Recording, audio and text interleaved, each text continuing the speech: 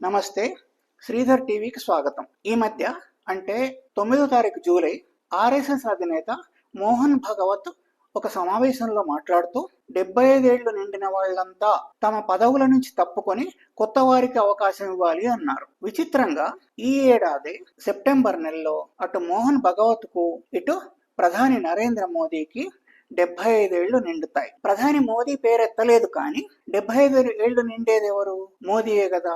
అది ఆయనకు కూడా వర్తిస్తుంది. ఆర్ఎస్ఎస్ కొన్ని నిక్కచ్చి అయిన సిద్ధాంతాలతో ఉంటుంది. దాని సిద్ధాంతం ప్రకారం ముందు జాతి అంటే దేశం, ఆ తరువాత సంస్థ వ్యవస్థ, ఆ తరువాతనే వ్యక్తి. వ్యక్తికి ఆర్ఎస్ఎస్ లో అంత ప్రాధాన్యం ఉండదు. అయితే మోదీ విషయంలో అది పూర్తిగా తలకిందులైంది. మోదీ ఇప్పుడు బీజేపీ పార్టీని దాటి మొత్తం దేశాన్ని దాటి ప్రభుత్వాన్ని దాటి పైన కనిపిస్తున్నారు. బీజేపీ అట్లా చేసింది. మనం విన్నాం కదా, మోదీ మోదీ మోదీ అని. ఆయన ప్రభుత్వం తరఫున ఇచ్చే గ్యారంటీలు కానీ పథకాలు కానీ అది మోదీ గ్యారంటీ అంటారే కానీ భారత ప్రభుత్వం గ్యారంటీ అని కానీ లేదా బీజేపీ ప్రభుత్వం గ్యారంటీ అని కానీ బీజేపీ పార్టీ గ్యారంటీ అని కానీ అనరు. అంటే అంతగా ఎదిగిపోయారు ఆయన, అంతగా పైన కూర్చోబెట్టారు ఆయన్ని తీసుకెళ్లి.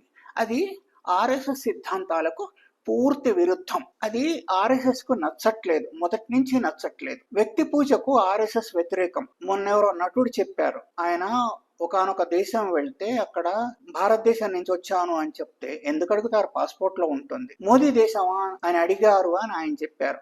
మరీ విపరీతం.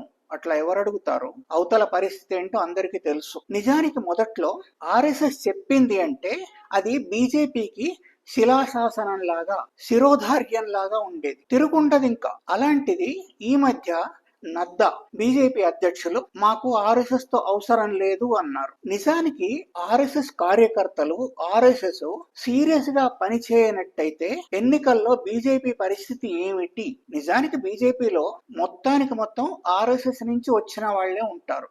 ఏదో ఇతర పార్టీల నుంచి వచ్చిన కొందరు తప్ప మిగతా అంతా ఆర్ఎస్ఎస్ నుంచి వచ్చిన వాళ్లే, ఆర్ఎస్ఎస్ లో శిక్షణ తీసుకున్న వాళ్లే. ఆర్ఎస్ఎస్ ది బీజేపీలో ఒక చాలా పెద్ద వర్గం. మోదీ కానీ నడ్డా కానీ అమిత్ షా కానీ ఎవరు కూడా ఆర్ఎస్ఎస్ నుంచి వచ్చిన వాళ్లే. 2014లో మోదీ వస్తే దేశం రూపమే మారిపోతుందని, దేశం పరుగులు పెడుతుందని, కొత్త పుంతలు తొక్కుతుందని చాలా మంది ఆశపడ్డారు. ఆశపడి మోదీని గెలిపించారు. గుజరాత్ మోడల్ అంటే కూడా నమ్మారు. అది 2019 దాకా కొనసాగింది. 2019లో మరీ ఎక్కువై బీజేపీకి 300 పైన సీట్లు వచ్చాయి. కానీ 2024 వచ్చేసరికి ఎంత మోదీ మోదీ అన్నా కూడా అబ్కీ బార్ 400 పార్ అంటే ఈసారి 400 పైన సీట్లు సాధిస్తామని చెప్పినా కూడా మొత్తం ఎన్డీఏ కలిసి మినిమం మెజారిటీ కూడా రాలేదు. అందుకే తెలుగుదేశం పార్టీ మద్దతు, నితీష్ కుమార్ మద్దతు తీసుకోవాల్సి వచ్చింది. ఇక తర్వాత ఎట్లా ఉంటుందో తెలియదు. ఈ విషయాలన్నీ ఆర్ఎస్ఎస్ గమనిస్తూనే ఉంది. అవకాశం దొరికిన ప్రతిసారి హెచ్చరిస్తూనే ఉంది. ఒకసారి నరేంద్ర మోదీ తను బయాలజికల్ కాదు అన్నప్పుడు కూడా అది సవ్యమైన మాట కాదు అని మోహన్ భగత్ చెప్పారు. ఈ 75 ఏళ్ళు వచ్చిన తర్వాత రిటైర్ అవ్వాలి అనేది అటు బీజేపీ రాజ్యాంగంలో కానీ భారత రాజ్యాంగంలో కానీ ఎక్కడా లేదు. ఎవరైనా పదవిలో ఎప్పటిదాకైనా ఉండొచ్చు, కానీ అది తీసుకొచ్చింది ప్రధాని మోదీ వచ్చిన తర్వాతే. బూమెరాంగ్ లాగా ఇప్పుడు అది తనకే చుట్టుకుంది. ఎందుకంటే తనకు 75 ఏళ్ళు వచ్చాయి. నీవు నేర్పిన విద్యయే నీరజాక్ష అన్నట్టయింది. ఆయన రాగానే మహామహులైన ఎల్కే అడ్వాణి, మురళీ మనోహర్ జోషి, జస్వంత్ సింగ్ లాంటి వాళ్లను కర్ణాటకలోనైతే యడియూరప్పను పక్కన పెట్టారు. మీకు 75 ఏళ్లు నిండాయి, మీరు పక్కన కూర్చోండి, సలహాలు ఇస్తూ ఉండండి అని చెప్పి. ఇప్పుడు మోదీకి 75 ఏళ్లు రాబోతున్నాయి. తను చెప్పింది అది. కానీ ఈ వాదనను బీజేపీ ఖండిస్తోంది. అది మోదీకి వర్తించదు అంటుంది. ఎందుకు వర్తించదు అని అడుగుతారు. ఎందుకంటే ఒక వ్యక్తికి ఒక రకంగా ఇంకో వ్యక్తికి ఇంకో రకంగా ఎందుకు ఉంటుంది అని అడిగే వాళ్ళు అడుగుతారు. కాంగ్రెస్ ఏమో అటు మోదీని ఇటు మోహన్ భగవత్ను సంచీలు సర్దుకొని వెళ్లిపోండి, ఇక మీ టైం అయిపోయింది అని విమర్శిస్తున్నారు. అమిత్ షానేమో మోదీ ఇప్పట్లో తప్పుకునేది లేదు, 2029 ఎన్నికలు కూడా ఆయన ఆధ్వర్యంలోనే జరుగుతాయి అని చెప్పారు. ఫడ్నవీస్ కూడా మోదీని సమర్థిస్తున్నారు. ఈ విషయంలో బీజేపీలో ఎలాంటి చర్చ జరుగుతుందో మనకు తెలియదు. ఎందుకంటే అటేమో ఆర్ఎస్ఎస్ 75 ఏళ్ళు అంటోంది, ఇక్కడేమో మోదీ ఉన్నారు. ఏది మాట్లాడలేక